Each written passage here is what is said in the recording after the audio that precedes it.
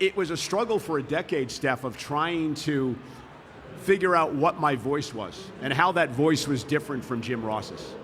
And early on in my career, you can go back and hear some stuff. It's all over YouTube. It's embarrassing, but you'll hear me screaming, stomping a mud hole in him the size of Texas, doing the stuff that Jim used to do. Say, yeah. And I'm saying to myself, God, this is embarrassing. Welcome to What's Your Story with Steph McMahon, a WWE and Fanatics original production. It's now time for What's Your Story with Steph McMahon. Here are your co-hosts, Steph McMahon and Elise Dudzinski. I'm never gonna be done belonging. Now welcome to the Queen.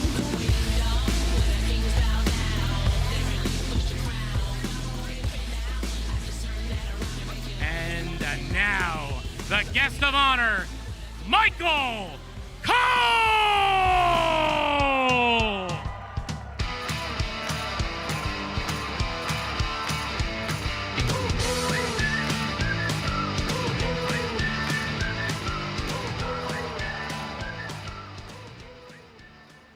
This is so exciting. I've wanted to interview you for such a long time, Michael. I was talking to you in the back. It's weird for me because normally I'm in that chair. Right. And I'm asking all the questions, so this is going to be a little odd for me. So bear with me today, guys. And I'm glad you showed up. I hope you're having a great time. This has been an unbelievable weekend, and I'm just so honored to be here with Stephanie and Elise today. Well, Triple H came out. He's front and center here. Oh, nice to see you. I also think You look a bit older, though. All that stress of the job, right? He's kind of growing his hair out a little bit. Oh, yeah. Yeah. Well, maybe not you, but the real one is. The real one actually. is, He yeah. is. You'll see at the press conference today. There's there's a little fuzz going on. Yeah. and I Yeah, then you have to grow yours. It's a whole thing. But you had a great entrance yesterday, I heard. Yes. Very cool, very cool. The Fanatics Fest is awesome. This is my second year. Last year I did some events, and we all hosted our kickoff show, which we're doing again a little bit later on today. It's just amazing for us to be able to give back to all the fans. Right. Obviously, you know better than anyone, Steph, we would not be in these chairs today if it wasn't for them. Amen. And, Amen. Yeah. Despite the fact that a lot of you guys are really hard on me online, I understand all that. I get it. No, seriously, thank you guys for being here today. I really appreciate it. It's not lost on me that you guys showed up here today to be a part of this. But so, Michael, as a part of my research, can you tell us a little bit about how you got your start in journalism in general? Because you covered some pretty major world events. Tell me about that, because actually we've never discussed this before. I really didn't know much about it at all. So I went to Syracuse University, to the Newhouse Broadcasting School, which is still today one of the best in the world. I actually went to be a sportscaster initially. And I worked with Mike Tirico, who many of you might know. Mike was a really good friend of mine. We graduated together. We called Syracuse football and basketball games together. In fact, I was awarded the Bob Costas Sports Scholarship my senior year. Wow. At Syracuse as being one of the most That's promising pretty cool. sportscasters. When I got out of school, though, it was real difficult to get a sports job at the time. I was offered a job to work for West Virginia University. I had no interest in moving to Morgantown. So I decided to go down the route of news, which I had some training in at college as well. And I just started doing some news, and I ended up becoming one of the youngest network news reporters that was ever hired out of school. I was based out of Houston. I worked for CBS News before being transferred to New York. So for about 8 years or so, I was a news reporter in radio. Did not do any television. Right. It was radio, which is my first love, because there's just such a beauty in being able to tell stories without pictures, and to be able to let your words and your voices tell the stories for you. And through those early 90s, and I know many of you here, except for Triple H in the front, are too young to remember a lot of the news stories that shaped the 1990s. But I was a part of a lot of those. David Koresh in the Branch Davidian compound in Waco. I spent 51 days there with him. I was part of the Oklahoma... So wait, but that's crazy. So you were there 51 days? So what happened was, I was working in Houston at the time, and I was called in the news business a fireman. And what that is you're basically a general news reporter who's called out to the big crisis stories. So we always kept a go bag in our car at the time, and basically it's a duffel bag filled with everything you would need to spend at least a week on the road. And among those, back in the day, we used cassette recorders and microphones. Digital technology didn't exist? Not at all. Yeah. And the cell phones were as big as a shoebox. Gigantic, yes. But I got a call that morning. I'll never forget. It was 7:45 a.m. on a Sunday morning in Houston from my news director, and said, "Get in a car and get to Waco. There's been a shootout with federal agents at a compound there." So it took me about 3 hours to get to Waco. I got there, and that's when it all started and all unfolded. And little did we know we'd be there for 51 days. And it was pretty insane. I actually was one of the first people to actually interview Koresh during the standoff. I was real close with an attorney at the time out of Houston named Dick DeGuerin, and Dick and I played golf together. And Dick was actually representing David Koresh at the time. So he was able to get Koresh on the phone with me to do an interview during the early days. So you weren't live in person, it was on the phone? No, I was on the phone about a mile and a half away from the compound. They wouldn't let any of us get there because obviously it was surrounded by all the federal agents who were trying to move in and get this thing taken care of. Little did we know we'd be there for 51 days. And I was on the air actually the final day of when the raid went down. We had an RV set up with what we called Satellite City with hundreds of other media from around the world. And I was actually on the top of an RV with in a lawn chair.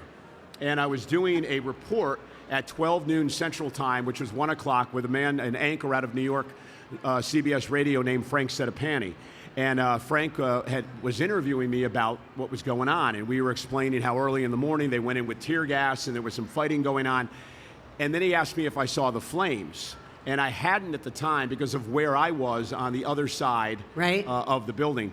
And all of a sudden, within 30 seconds, there was this inferno in front of us. And I stayed live in the air for about 45 minutes during that, explaining the situation of what was going on and what we could see from the top of the RV through our binoculars. And it was a pretty crazy scene. It's pretty wild. Wow. I can't imagine could you smell the smoke? Could you feel the heat? You could smell the smoke. You could see people running out of the compound. You could see federal agents approaching, trying to get people out of the fire. You also knew that there were, 80 some odd people that were in this building that you knew there was probably no way that they were going to be able to get out. Oh my God. And trying to compartmentalize all that into a radio report and have no pictures to tell that story and have to be able to do that the story for the listeners. In a sick sort of way, it was pretty cool to be able to have that opportunity to do that. But you also knew that there were parents and there were kids inside of this situation. It was a pretty bad scene. Pretty bad. And you also, were you in Bosnia? Yes, I did a couple of tours in Sarajevo during the Bosnian Civil War, and that was a pretty freaky situation. The second time I went in, the Serbs had shut the airport down, and we basically couldn't get out. So we were as much prisoners at the time as everyone else within Sarajevo was. So we spent a number of months living in burnt out and ruined apartments, using furniture for firewood because there was no heat. And they would turn the water on 1 hour a day, so you'd have to take these huge jugs and walk downtown and get these jugs filled up with water so you could cook pasta or whatever you had left for meals at the night.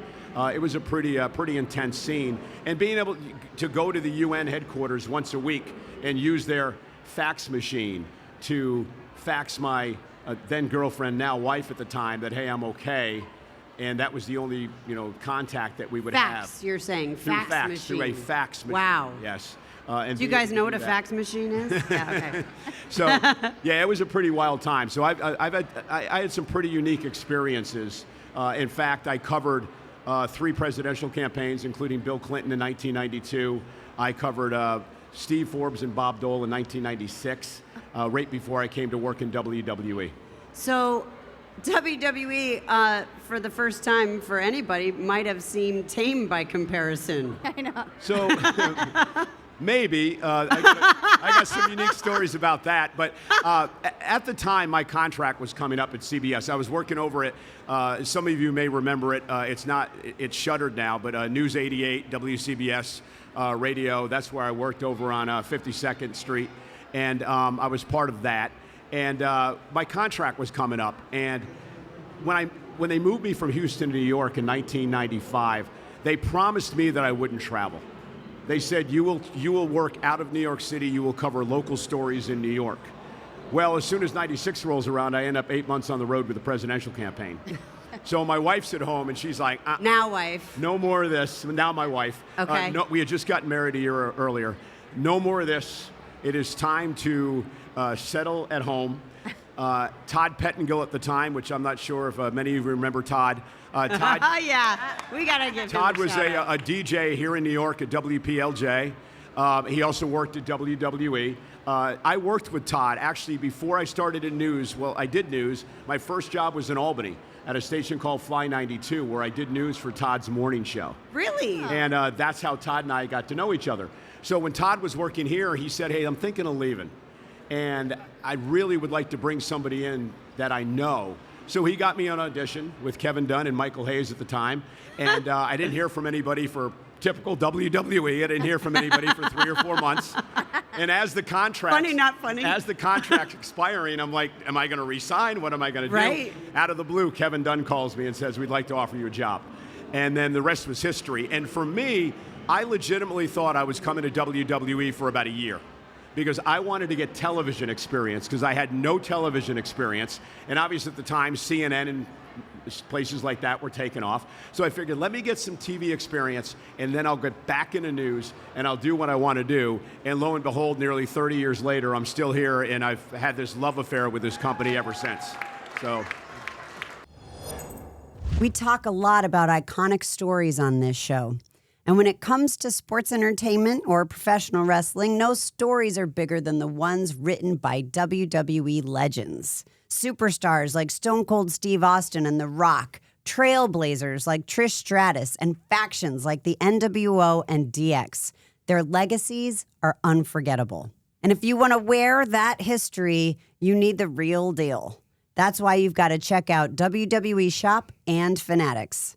They have the ultimate lineup of official WWE Legends merchandise. We're talking classic graphic tees, premium vintage hoodies, and retro gear. Whether you're hitting a live show or just repping your favorite era on the street, Fanatics has you covered. Don't wait. Head over to WWEshop.com and Fanatics.com right now and grab your favorite Legends gear. What did your wife say when you were not supposed to be going on the road? and then you started with WWE. So the beauty of that, and this is true, she was okay with it, because the thing about WWE is we have a schedule. And I know when I'm going to travel. And I know, hey, I've got to go to New York on Friday. I'm going to be there till Monday. I'm going to be home Tuesday through Friday, so we can plan this and that. At CBS, I didn't have that luxury, because I would get a phone call sometimes in the middle of the night and say, hey, there was a plane crash in Florida. Head down to that. And I had to be there till the story was over. And sometimes that was 5 days. Sometimes it was a month. Okay. So there was never any consistency when we first started dating, and then as we first got married. And my wife had 2 children before we married from a previous marriage. So I was also wrapped up in that. So I'm mid-20s, ready-made family, just got married, trying to figure out what to do with my life, started in this crazy world of wrestling, which I was a fan, but I had no idea what I was getting into. And now I end up like this. Kevin Dunn, who our executive producer, who actually hired me, I was Kevin's first hire as an employee announcer. Really? He had a lot that were freelancers, but I was the first employee that came in to work I didn't under know him. that. So Kevin wanted to make sure that I was always protected, and that I learned the business the right way, and that I wasn't just thrown out there having no idea what was going on. So he put me on the road my first year in the company to go to most of the live events. And I ended up traveling with Ron Simmons and JBL. Now we're going to get into it. That shaped my life in WWE. I bet. And I grew up quick. Come on, you got a dish. I know. Tell us everything. Come on. I can't give everything away, but I can tell you this. You can tell some. My job was to drive the car. And my job was to make sure. And there that- was a necessity there, right? There needed to be a particular designated driver, maybe, at that time? And I had to make sure that after every live event that there was a case of beer and that there was a bottle of whiskey and maybe some other substances that were in this vehicle as you were driving from town to town. And we would get to the town. I'd make sure everybody got checked in. It was a learning experience. But all kidding aside, what it did to me is it immediately helped me become accepted by the boys and the girls in the locker room. That was the real important part of it because John was very respected, as was Ron at the time. And that really helped me become accepted as a part of this business, and that I was really in this for what I knew now was the long haul. Right. And it really helped me get along with the locker room. And that's one of the things I've seen with a lot of people today and a lot of our younger announcers that have come in. We don't have that anymore because there isn't a lot of live events and there's not a lot of driving between cities and shows. It's hard for a lot of these younger guys and girls to come in here from the outside world and become accepted into our world because they don't have what they used to have in the past. And that's what I've been trying to do and help a lot of these youngsters out as they start out. What are some, there's so many questions I have based on that, but what are some of, because, you know, our talent, I've had the opportunity to ride in the cars as well, many different cars, some with Ric Flair driving. She was not the driver. Yeah, no, and one time many times we were actually going the wrong way down a one-way. Yeah. Things happen. Rick actually insisted that a river had moved in this one town that he had been coming to for river's decades. fault. Yes, I love him, but yeah, maybe not the best driver. Actually, my husband called him Mr. Magoo. Wow. Because he couldn't really see that well. And so my husband wound up driving a lot. But, you know, those road stories and conversations, you learn so much about the business too. And the back and forth. And, you know, not only the passion, but when you really start picking apart the psychology of the matches and why some things worked and why some things didn't work and why the audience enjoyed it or didn't enjoy it. Like, what were some of the lessons that you learned, or any particular, aside from the fun stuff, which I want you to tell too, but what are some of those lessons you learned in the car? Because those are two of the best, really, to learn from. So when I started in the business, Kevin Dunn told me, it's going to take you 10 years to get comfortable in this role. I'm like, 10 years? Come on. I'm a network news reporter. I've won Murrow Awards. I've won all kinds of stuff around the world, the journalism awards. 10 years to do this? It took 10 years, folks, and I'm still learning today. You know, in those drives with the boys, learning about the business, the biggest thing that I learned early on in my career, well, the two biggest things I learned early on were psychology and emotion. Psychology, just the basic understanding of good guy, bad guy, the psychology of the match, the development of characters, what type of characters allows you, the audience, to get involved in our product. Who do you hate? Who do you love? Why does that work? JBL used to tell me a great thing when he was one of the top heels in our business when he was WWE champion 20 years ago. He used to tell me that I'm a bad guy. I'm a heel. The company came to me and wanted me to sell JBL merchandise. I refused to do it. I don't want people wearing my stuff in the crowd, despite the paycheck, because I'm a bad guy. People need to hate me. Why do I want people out there wearing my gear and supporting me if I'm a bad guy? And that the light bulb sort of went on with me at that point and said, oh my, you know, you've got to buy into this. You know, despite the fact that we're real people outside of here and we're really actors, right? You've got to buy into that character, and you have to live it and you have to breathe it in order for this business to be believable, in order for the audience to buy into what we're doing. And I think the people that are successful here are the people that are able to do that. Those who don't make it aren't able to buy in to their character 100%. And I think the second thing was emotion. And this is something that you cannot teach. There is absolutely no way to teach emotion about our business unless you live this and you breathe it. And I remember, you know, early on in my career, JR, Vince, yourself, Hunter, a lot of people, I'd come to the back and I'd feel like I have a good show, and they're like, damn it, Michael.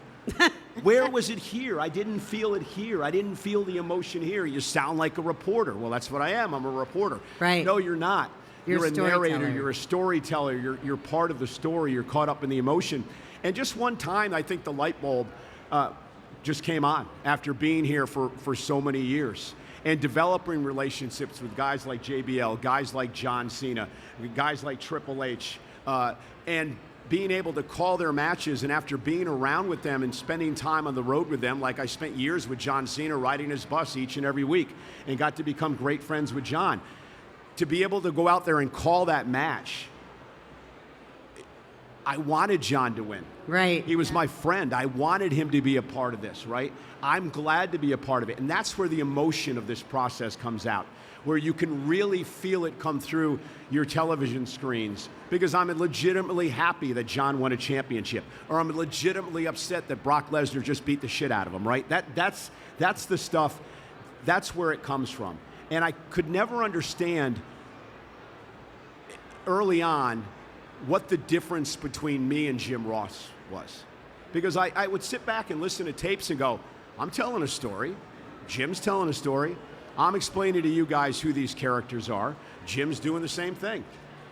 Why is Jim the greatest of all time? Because Jim had emotion. And you could feel, even the simplest of calls out of Jim Ross, you could feel it come from here.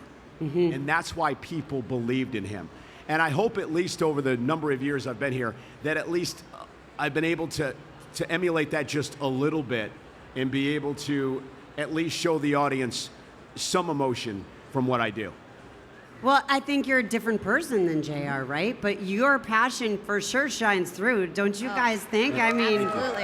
Thank yeah, I mean, I think you've nailed that part, you know, and I think for all of us, no matter what the role is, we have to be worthy of their passion. You know, that it's their passion, and it's a feel business. I had to learn that. Yeah. I really did. I was a fan, right? Well, we all have to learn it. But I had to learn how important that was for them to feel that out of me. When I started here for many years, you know, it was always, you're Jim Ross's replacement, Jim Ross's replacement, Jim Ross's replacement. I heard it ad nauseum.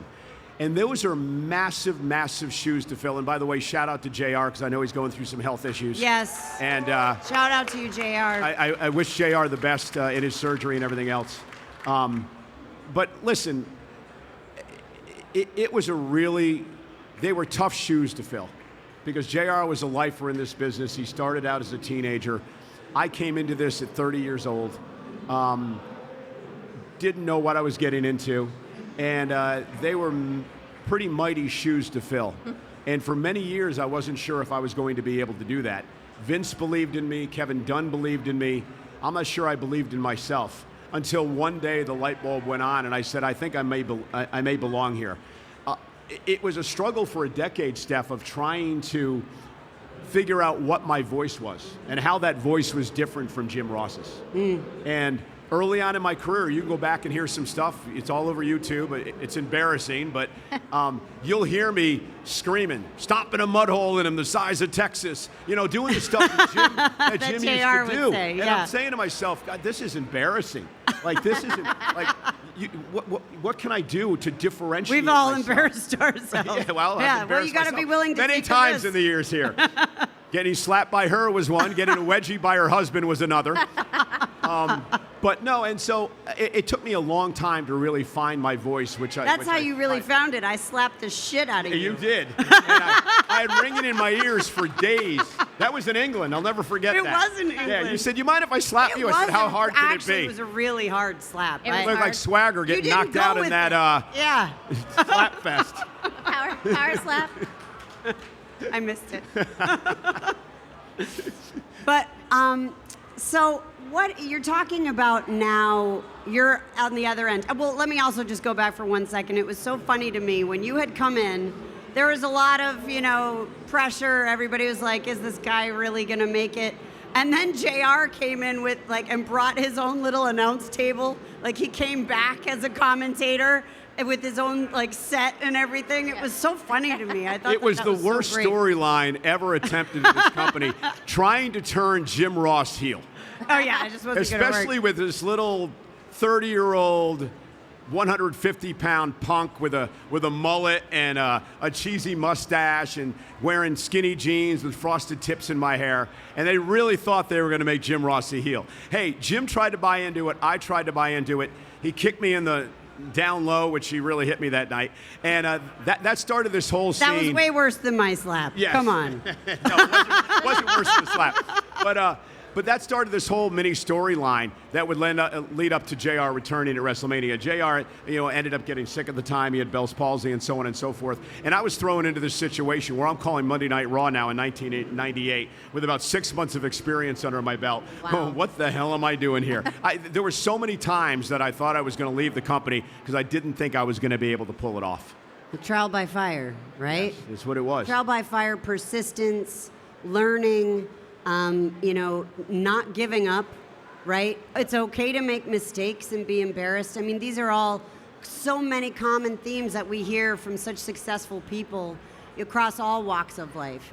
And Michael, what about, so now the advice that you do give to new commentators and new interviewers coming in, because you take so much pride and care in bringing them in the right way. Like, what is that to you? What does that mean? And what's some of the advice that you give them? So the one thing I always tell any announcer that comes in, and it doesn't matter if it's an established announcer like a Joe Tessitore, who's done so much over the past few decades in sports broadcasting. My co-host last night, Saturday Night's Main Event, just Yes. saying that. Go ahead, sorry. You guys. Yeah? You guys were great. Oh, what? You and Joe. It was fun. Yeah, exactly. No, he's so amazing. Yeah. He really is. But I'm sorry. Go ahead. And Joe's great. And listen, he'll be the first to tell you he's struggling at this as well because it takes many, many years, no matter how much of an established broadcaster you are, to do this. But what I tell everybody when they first come in here is there's one thing you have to understand as a commentator. It is not about us. It is in no way about us. It is about the boys and the girls in the ring. It is about those who are putting their bodies on the line each and every day to entertain you guys. And it's our job to enhance and to tell stories and to narrate. Now, sometimes, it happened in my career, we get caught up a number of times in storylines. Well, you're very opinionated. Yeah. I'm just saying, when I was out there, I was very annoyed by you many times. but Many times, you got right? your perspective, I but guess. that's the first thing I tell everyone. It's not about you. It's about taking care of our talent. And if you do that correctly, you will become a star in your own right over time because people will understand that and they will see you do it. That's the first thing. The second thing I tell everyone is don't force this. Don't try to come across as you're this historian or you're this massive wrestling fan. Because even if you are, it's going to sound forced. Everything you do has to become natural. I think one of the people that does this great is Jackie Redmond. I love Jackie Redmond. Jackie She's amazing. is the most conversational person who came to this world, obviously, from the sports background. She did a little bit of wrestling stuff in Canada. She She replaced still works Renee with Young. NHL. Yeah, as well. NHL, yep. And but Jackie has this knack of, much like you guys do, of being able to make the people she's interviewing comfortable and to make it sound conversational. It never sounds robotic, it never sounds scripted, it never sounds rehearsed. It sounds like they're trying to have a conversation.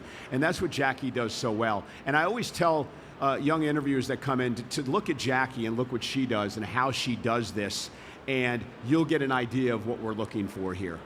That's Wow, shout out to Jackie. I know, right? exactly, big time. And what is the art of storytelling from your perspective? Because what we do requires this audio track, right? You really do need the narration. What is the key to being a successful storyteller? Because I think in all walks of life, no matter what your job is, no matter how you're interacting with people, storytelling is the best way to communicate because people feel it. But what are your tricks? Like what are the keys, the fundamentals to storytelling from your perspective? So basically, the biggest thing that we have to do is understand that our audience, especially today with Netflix and ESPN and new ways to see our content, is to make sure that we don't offend the long-time fans who understand who our audience is. They understand who our superstars are. They understand the background. I guarantee you, everybody sitting out there right now probably knows more about the history of what's happened in the last 25 years than I do, because you guys are so close to it, right? And listen, one match runs into another for me. You know, I can't even remember what happened last night at this point. But it's to remind us that we have the hardcore fans that are passionate about our product, that know all the ins and outs. But we also have to balance that with new audience members, people that might be tuning into ESPN for the first time and don't know who Seth Rollins is, or don't know who Becky Lynch is, or don't understand the history of a Triple H, or don't understand the history of a John Cena. So we need to be able to balance that, where we're explaining to the new audience who these characters are, but we're not insulting our longtime fans. So that's a trick. And one of the ways to do that is to be able to take a story that may be going on for a few months and be able to explain it to the audience in 2 or 3 sentences, where you're not boring the longtime fans, but you're getting everyone up to date who may be turning into the product for the first time. And what is the most important thing in those 2 to 3 minutes? Why are we having the match that you see in the ring? The why. The why. The why is the most important. You know, these guys might have, taken on each other 6 times in the past 6 weeks. But why is tonight's match more important than those other 6 matches are? That's great advice. The why. That's the most important. And it's piece. also the development of our characters. You know, who is Seth Rollins? Why should I care about Seth? You know, Seth, is he a good guy? Is he a bad guy? It's the same with Roman Reigns. They're tweeners, right? Some of you guys love Roman. Some of you guys hate him. It's the same with Seth Rollins. So what is it about their characters that people will want people to invest their time in? Why should they care? Excuse me? Why should they care? Why should they care? Yeah. Exactly. You know, I always say that 5% of the stars in the history of our business have gotten over on their own. The Rocks, the Stone Cold Steve Austins, John Cena, very few have done it on their own. The majority of them have needed the support of us at the desk to be able to tell their stories, to be able to explain to people who they are, especially with so much young talent today. Sol Ruca, who's our Intercontinental Champion. Why should you care about Sol? What is it about her? What's it about her background that makes her interesting to us? Are you ready to hold WWE history in the palm of your hand? Topps is bringing you closer to the action than ever before with WWE Topps Now, highlighting the biggest matches and milestones from WWE shows and PLEs throughout the year. Topps Now is enhancing the fan experience by connecting collectors to the superstars and spectacles that ignite their passion. Featuring stunning event-exclusive photography, each card is made for the moment. And for some lucky collectors, that moment could become the pull of a lifetime. Along with serial-numbered parallels, some Topps Now releases offer a chance at rare short prints, superstar autographs, and even pieces of the mat, gear, or other items used during the featured match. So which moments will you collect? With each card only available for a limited time, you won't want to wait to begin your Topps Now journey. Be sure to subscribe to the WWE Topps Now mailing list on Topps.com and follow Topps on all social media platforms so you never miss a single moment. So let me interject here for a second, Michael, because how much of a role does real life and your personal real life experience matter to what you bring to the table? And answer this however you would like to, whatever you feel comfortable talking about. But in your own family, you've had some health issues. Mm-hmm. If you're comfortable talking about what those are, how they impacted you, but if not, how did you move forward? And how do you think those real life experiences help you grow as a person and then help bring perspective to the stories and the characters that you're trying to share with the world? So just a little bit of background, and I touched on this earlier. I met my wife in 1991 in Houston, and she had 2 young children at the time from a previous marriage. It was an abusive relationship. You know, I came around at the time where she needed someone. And, you know, I was traveling a lot for news, CBS, and you know, I had a ready-made family. I was 26, 25 years old at the time. I was a kid. Yeah. And now I've got 2 kids that I'm about to be responsible for. A wife who was struggling to make ends meet. And, you know, I'm trying to figure out, do I really want to do this? And so when I got transferred to New York, my dad gave me some advice. He goes, listen, do you love this woman? And I said, with all my heart. Do you love those kids? I said, yes, they become mine. He goes, then you better put a ring on her finger before you go to New York. So I asked her to marry me, and she accepted. Probably regrets it to this day, but whatever. and we moved to New York. We end up, again, nothing was ever easy for us. I get transferred to New York 3 months before our wedding in Houston. So me and my oldest son move, and we live over in Montclair, New Jersey for 3 months so I can start my new job. Meanwhile, my wife and our youngest son are back in Houston trying to get a wedding planned, in which we fly back down for 2 days. They fly back with my parents to New York. We have a U-Haul pulling a Dodge Neon behind us, trying to get back to New Jersey where we're going to live. We stop at a rest area. Now, my wife doesn't want to leave Texas as it is. That's why we're back there today, by the way. We stop at a rest area in Virginia, go to the bathroom, start walking back up the hill, and my wife bursts out in tears. I'm like, honey, it's going to be okay. No, it's not. This is an omen. We look up on the top of the hill. A semi had pulled over our Dodge Neon because it didn't see it, which was on the back of our U-Haul, and completely crushed the Neon with all of my wife's wedding gifts, wedding presents, and everything inside. So that was our start of our move to New York. Oh, Yeah. not a good start. 2 months later, we have the blizzard of 95, where we get dumped on with about 36 inches of snow. My wife has never seen snow before. Now we got to get the hell out of here. This is an omen. I don't want to do this anymore. No, but we ended up staying. The business began. And again, trying to learn this business, as you're well aware, is a full-time gig. You know, you're in the studio all the time. You're in the office. You're on the road. I got a call from my wife. I was in Stanford doing some studio work. He said, you got to come home. I'm like, okay, this can't be good. She goes, I want to discuss it when you get home. I get home, she tells me we have a meeting with a urologist tomorrow. My kidney numbers aren't good. So, and she at the time was, 30 years old, 31 years old, whatever it was. And we meet with the urologist the next day, and the urologist tells her that she's got 5% function left in her kidney.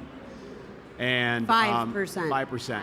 And, we knew something was wrong for a little bit because, we were young, in late 20s, early 30s. We go out and have some beers or whatever at night, and she would literally, after one beer, get really, really sick. And we couldn't figure out why. Well, come to find out, it was because the kidney wasn't Couldn't filtering process. the alcohol out Yeah. of her system. So she immediately had to go on dialysis, and my wife is, 4'11".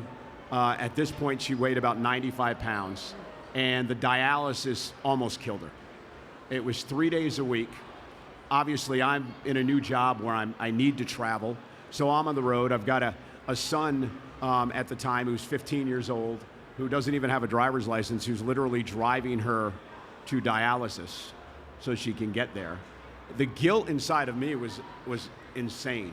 I kept wanting to leave this company because of that. And she wouldn't let me do it. She said, we got to support these kids. We have to support this family. And I tested, my kids all tested. None of us were exactly compatible to hit the 10 markers that you need for a transplant.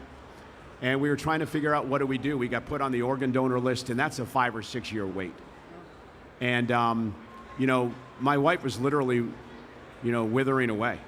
You could see it in front of you. My kids are eating up over it. And the kids are trying to enjoy high school at the time, and they're trying to live their life, and they're not able to do that.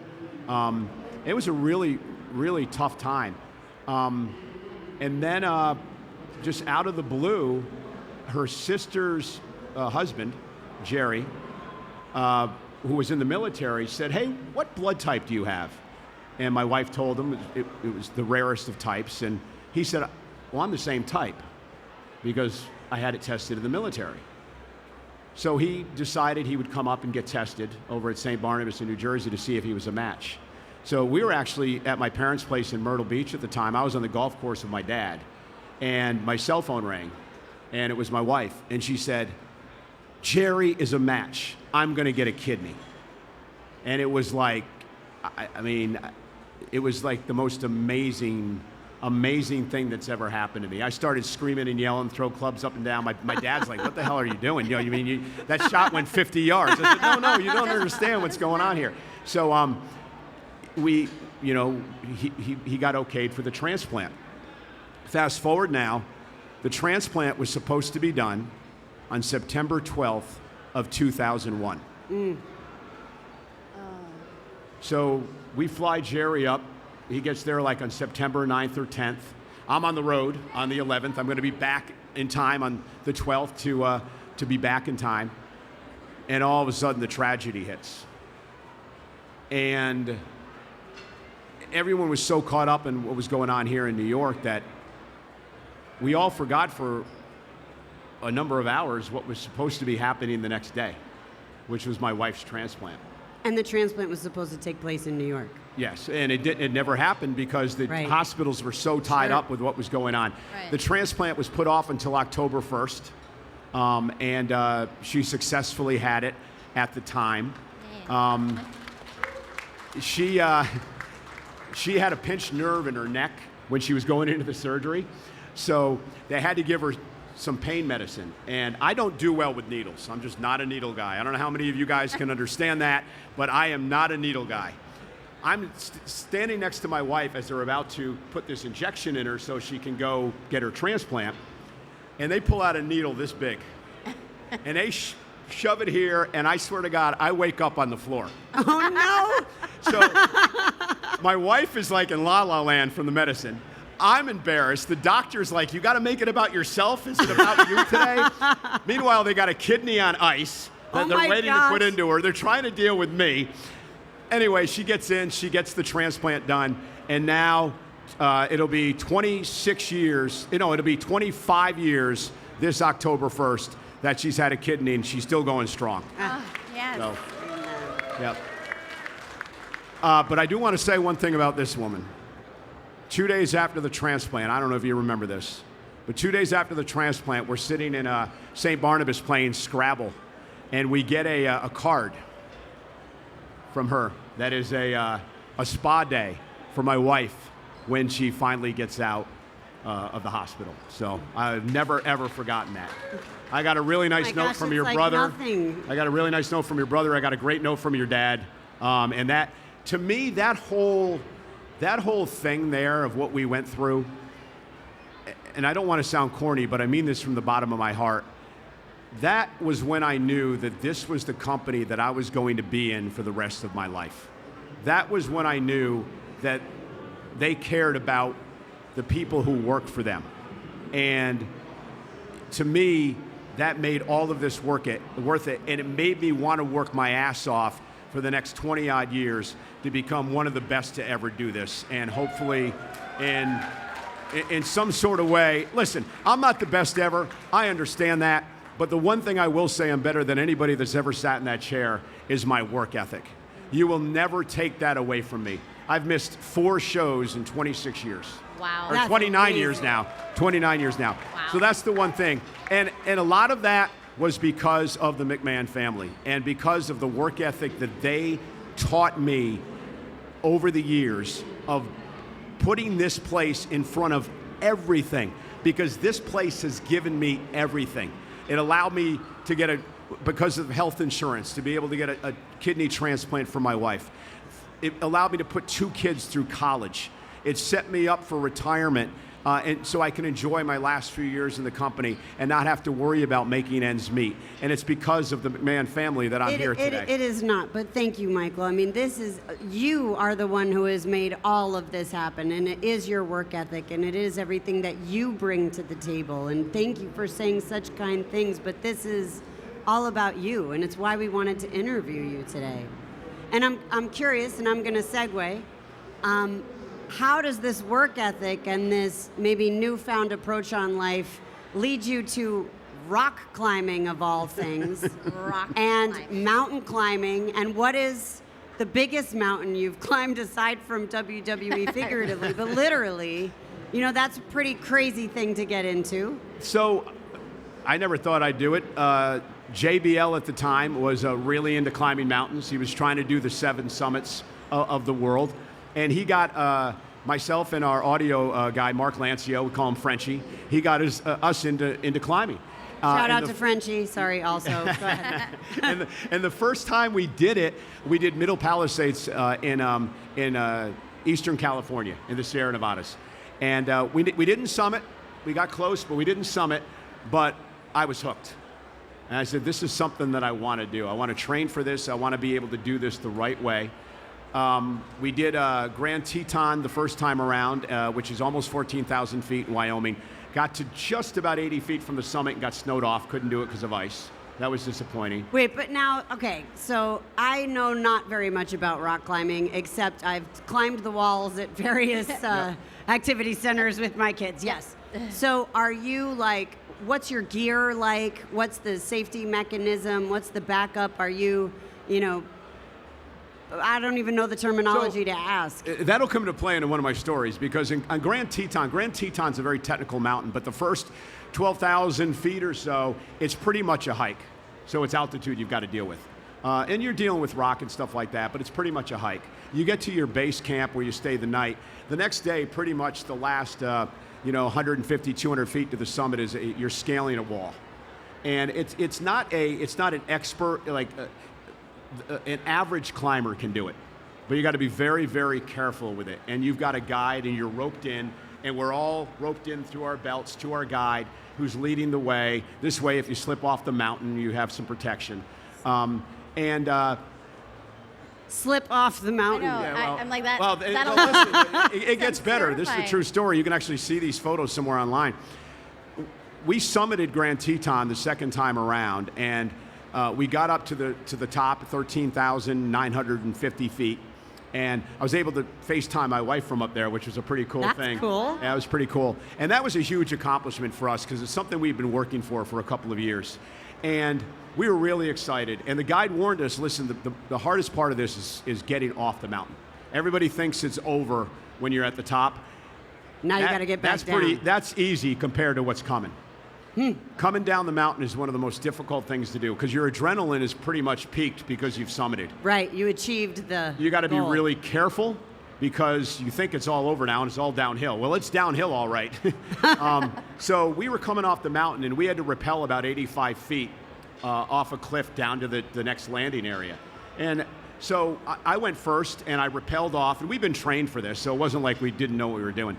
I went off first, came down the mountain, landed, and I was having trouble getting getting the rope unclipped from my harness so I could send it up to the guy so Frenchie could come down next. And I just couldn't, it was tight, I couldn't get it out. It took me a good 30 or 45 seconds. I finally yanked, and when I did, my boot slipped on this rock that was covered with ice. And as I slipped, all I remember was tumbling head over heels for about 55 to 60 feet, and legitimately stopping from here to where they're standing from going off a 2,000-foot drop. And I had a helmet on, thank God, because it protected me from any concussion, but I thought I broke my ankle. And I was sitting there, like dazed, obviously, probably in shock that I almost killed myself, thinking about what the hell my wife would say if she knew this story. And I'm sitting there, and I think I have a broken ankle, and Frenchie comes down next, and he goes, holy shit, are you okay? I said, I think I got a broken ankle. He goes, okay, relax.